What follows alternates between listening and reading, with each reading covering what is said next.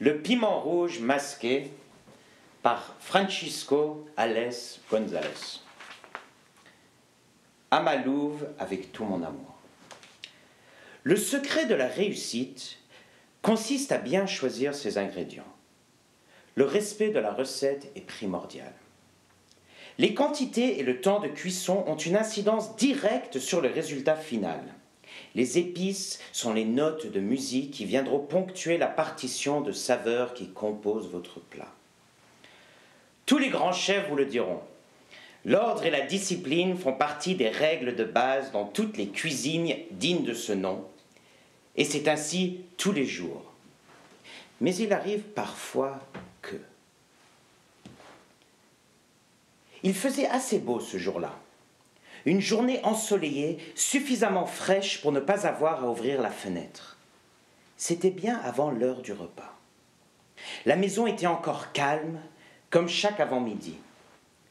Tout laissait penser que le jour s'écoulerait quiètement dans cette pratico-pratique cuisine suédoise assemblée.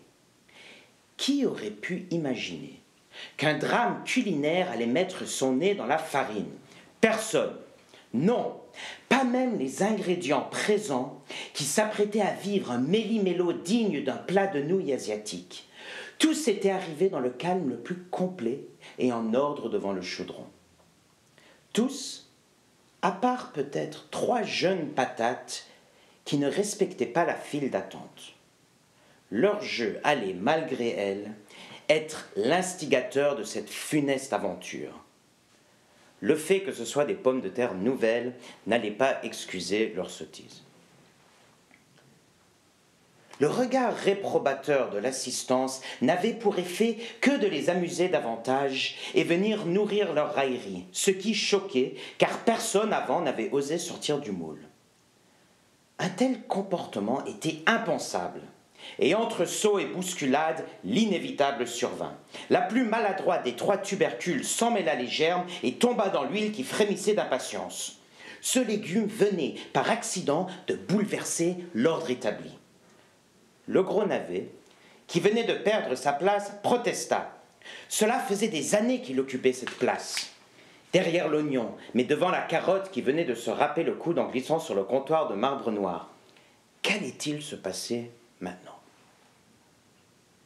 Les légumes se tournèrent alors vers le chou-fleur qui faisait office de juge dans les cas délicats. Chacun y allait de son commentaire dans un brouhaha grandissant afin de l'interpeller. Le vieux sage, amer comme du chocolat noir, ne sut que dire « Jamais telle situation n'avait eu lieu auparavant. Comment se sortir de cette salade ?» Les avocats, d'habitude si loquaces, faisaient une face de fruits confits. L'aubergine, avec son cœur d'artichaut qu'on lui connaît, avait des papillotes dans l'estomac. Toute cette déconfiture exhortait le citron vert. Il était pressé de montrer quel fin limier il était. D'autres, au contraire, s'amusaient de voir cette affaire prendre comme une mayonnaise. C'est le cas du céleri, qui se payait une bonne tranche de rire avec ses acolytes, avec des réflexions comme « Battez-vous, ça fera une macédoine, les carottes sont cuites !» Plus il y a de fous, moins il y a de riz. Dessert le cerf et cerf le dessert. Les lentilles convergeaient vers l'endroit d'où provenait toute cette agitation. L'opinion des pignons ne comptait pour personne. La tomate, saupoudrée de doutes et inquiète, mijotait dans son jus en se demandant pourquoi on en faisait tout un fromage. La citrouille, bonne pâte, mais pas vieille croûte pour autant, voyait que ça tournait au vinaigre. Ras-le-bol, se dit-elle.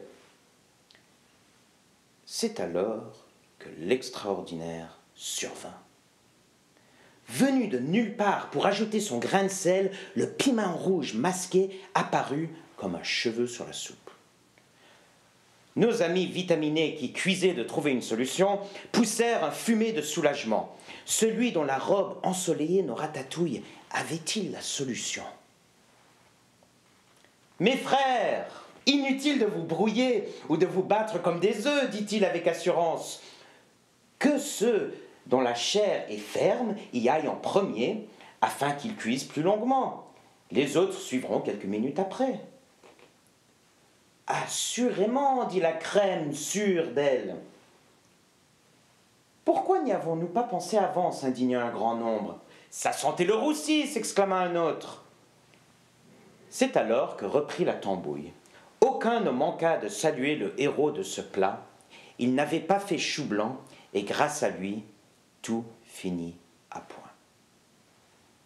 Merci Francisco pour le texte.